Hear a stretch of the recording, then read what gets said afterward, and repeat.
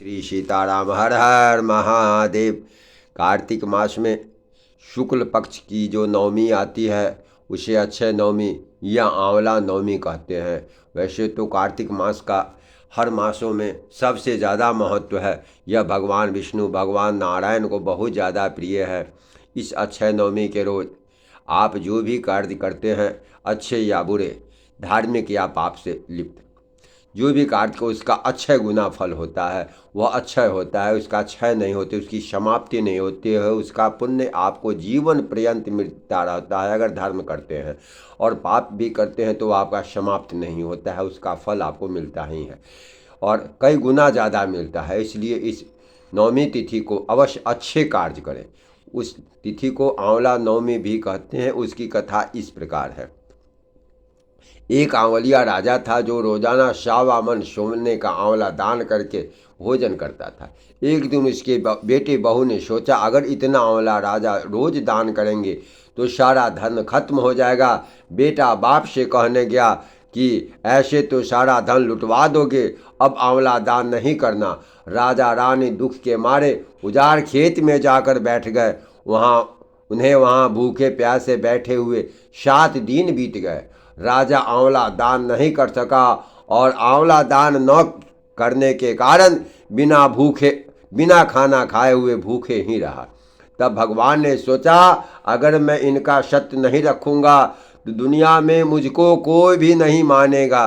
भगवान ने राजा को स्वप्न में कहा, तू उठ और देख, तेरे पहले के जैसा ही राजपाट हो गया है। आंवले का पेड़ उग रहा है, उठकर आंवला दान करो और भोजन करो। राजा रानी ने उठकर देखा, पहले जैसा ही राजपाट और सोने का आंवला हो रहा था। वे लोग रोजाना पहले की तरह 1.25 सोने का आंवला दान करने लगे।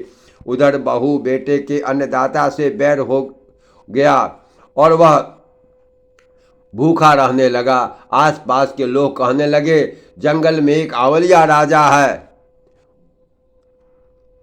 उसके पास चले जाओ, वह तुम्हारा दुख दूर करेंगे।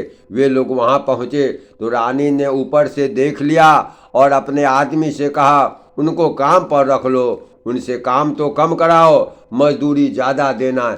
एक दिन अपने आदमी से कहा, उनको काम पर रख लो, उनसे काम तो कम कराओ, मजदूरी ज़्यादा देना।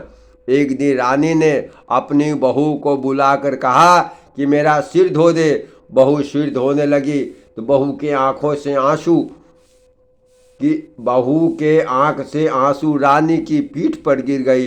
रानी ने पूछा, बहू तू रोने कैसे लगी, जैसी बात है बता। वह बोली, मेरी सास की पीठ पर भी ऐसा ही मस्सा था, वह भी 1.25 आंवला रोज दान करती थी। हमने उन्हें आंवला दान करने नहीं दिया और घर से निकाल दिया। तब सास बोली, हम ही तुम्हारे सास ससुर हैं, तुमने तो हमें निकाल दिया, लेकिन भगवान ने हमारी लाज रख ली। हे भगवान, जैसे राजा रानी की लाज रखी वैसे सबका कहना कहते सुनते जय श्री राधे, जय श्री कृष्ण, भगवान नारायण का जय जयकार बोलते जाना। प्रेम से बोलिए, भगवान श्री नारायण की जय, श्री लक्ष्मी नारायण की जय। जय जय जय श्री सीताराम।